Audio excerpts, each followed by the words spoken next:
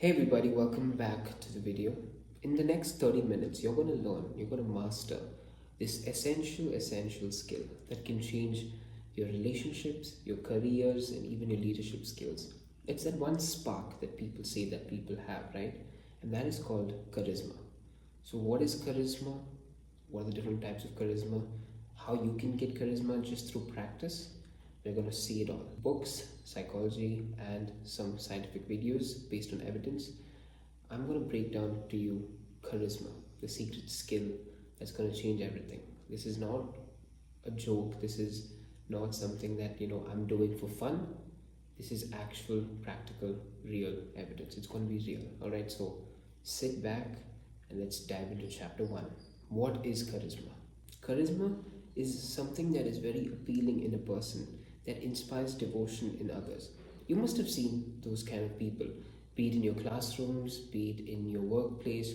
When they enter the room, they have something, right? They have something that attracts other people towards them, that makes people gravitate towards them, right?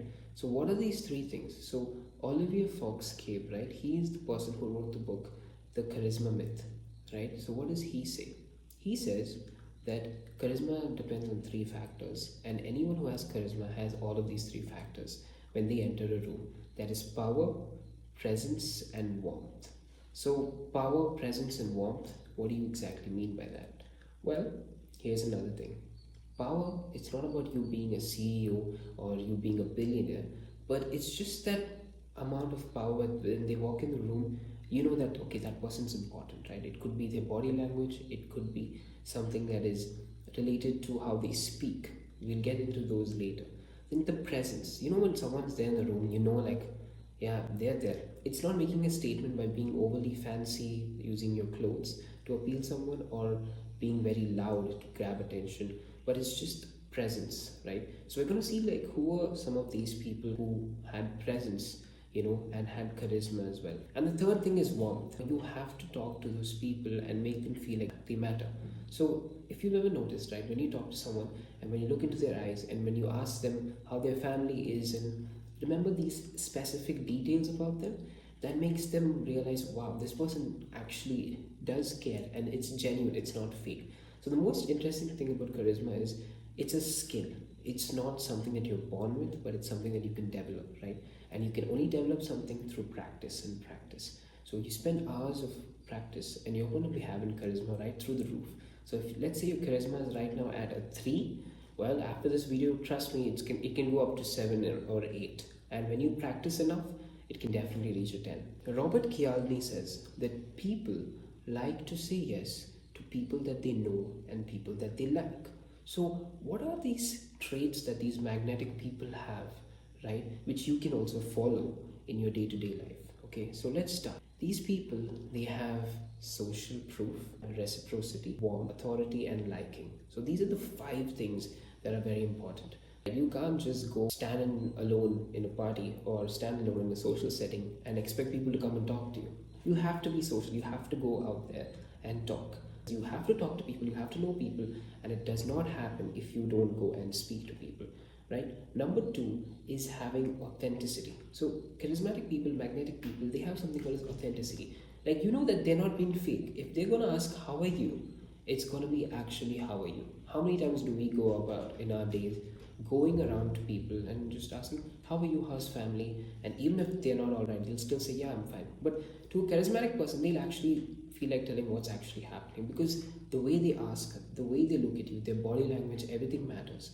When they ask you how are you, Max, that literally means like they put a lot of emphasis on how are you doing, and they might even come with a follow-up question like your grandma was sick a few months ago, how is she now? That kind of shows so much authenticity because they remember those specific details about that person. So being charismatic also leads us to the third point, that is you need to remember the details about that person.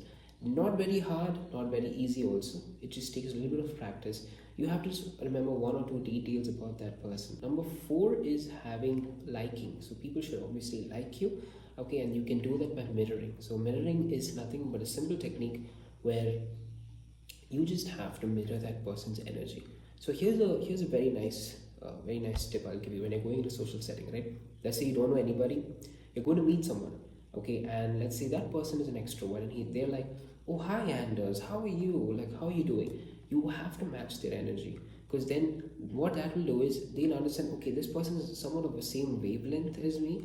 Okay, so they will start reciprocating even more, and as you reciprocate their energy, so just mirror people's energy and body language and you're good to go. If someone's approaching you in a very, hi, I'm Anders, how are you, that's a very calm approach, and doesn't mean you go bursting with energy saying, hi, my name is this and I'm this, and no, you approach them with the same energy and intent and respect.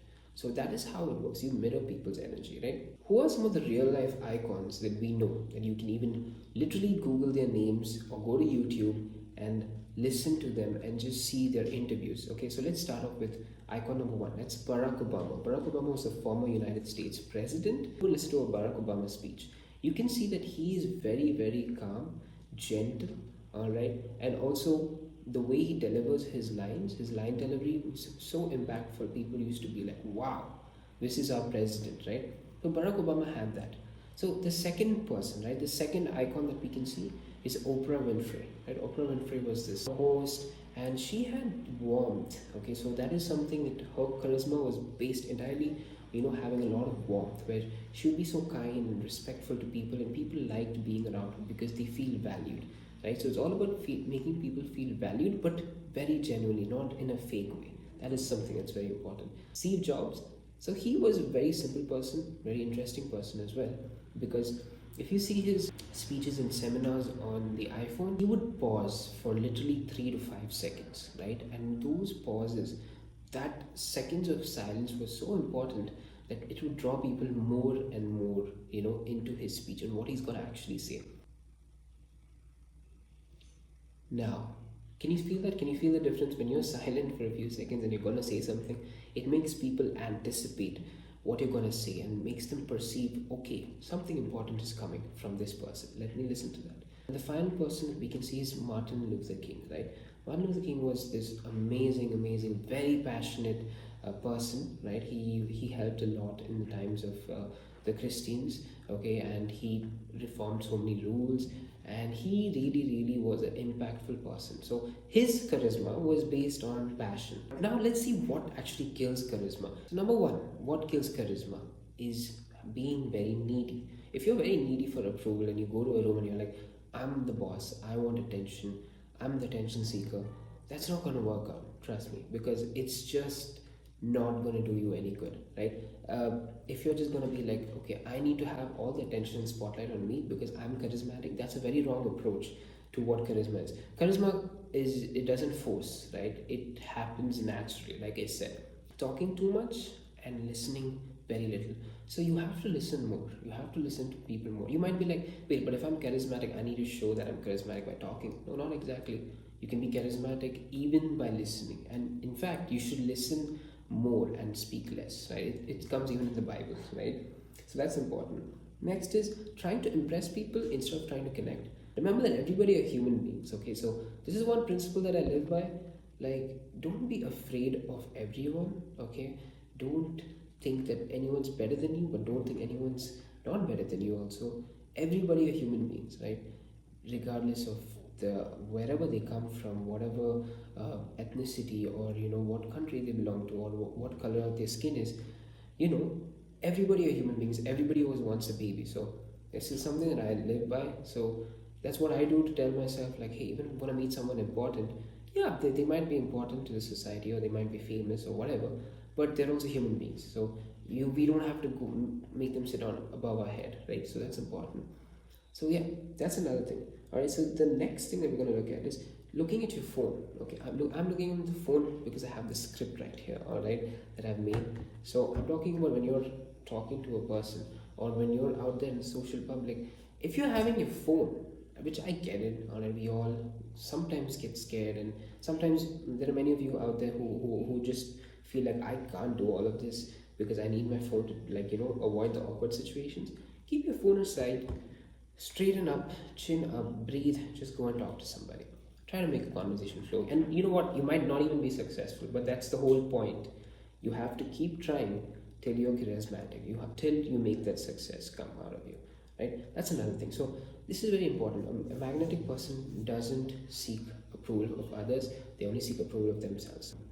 So this is the most important chapter, right? How you can practice charisma on your own, all right? So step number one of practice is actually practicing. You have to go and practice out there.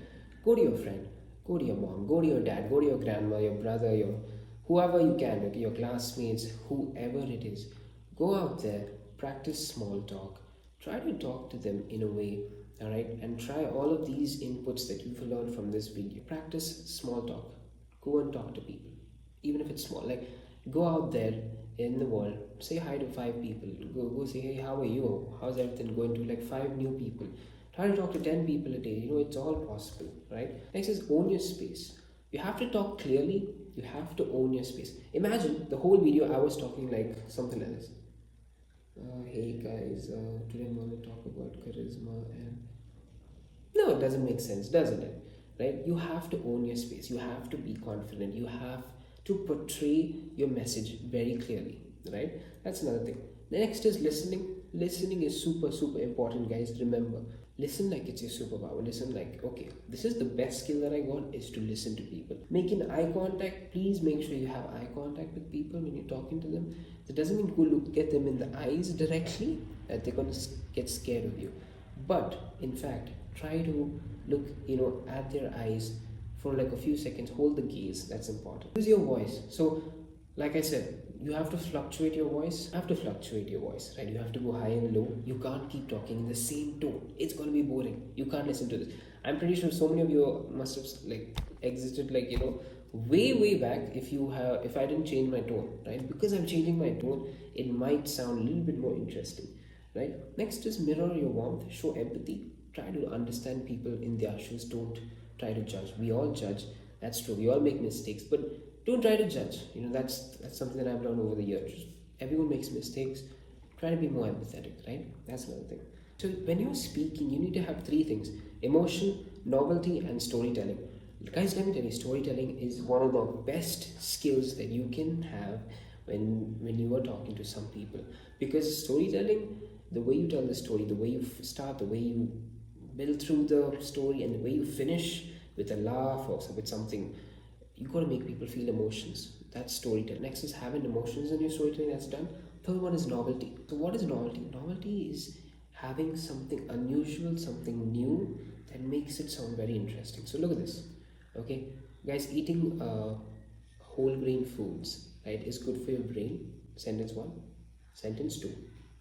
Eating whole grain food is so good for your hippocampus. It helps you to increase your ability to think, generate new thoughts and ideas. So eating whole foods can help grow your hippocampus, which is in your brain. Which is better, which sounds like, whoa, yeah, it's good for your brain, but then explaining it in a little bit more detailed way, that's what novelty is about. There you go. So I hope you understand. So it's about explaining it in detail in a very simple way. So there are 2 types of charisma. One is social charisma, and one is stage charisma. In social charisma, the most important part is being empathetic towards the others. In stage charisma, it's about having power, passion, and storytelling in advance. So people should feel emotions through whatever you're saying. So when you're on stage, that is, it could either be giving a speech, it could either be performing something. When you are on stage, you have to have power, passion, and amazing advanced storytelling where people should feel emotions. So that's how you get your audience. Social charisma is more of you being empathetic towards your audience, where you have to feel the audience. They shouldn't feel you. You have to feel them saying like, oh, I get it. I understand what you're going through. And try to understand them through their own lens. So that is important, right? Next chapter. How do you grow your charisma? Just the basics, guys. Smile, tell a story, talk to somebody new, right? Use your silence wisely. So if you like this video and you think it's going to help you and you've mastered charisma, and trust me, your life's going to be way different. Your interactions with people, your interactions at your workplace, your business meetings, your interactions at school, college, whoever you are, thank you so much for listening. And I'm pretty sure this video must have helped you. So give a like, subscribe to the video, and yeah, I will see you in the next masterclass where we talk about some other skill that is very essential for your personal development. Alright, see you guys. Take care. Bye bye. This is Anders Spencer signing off.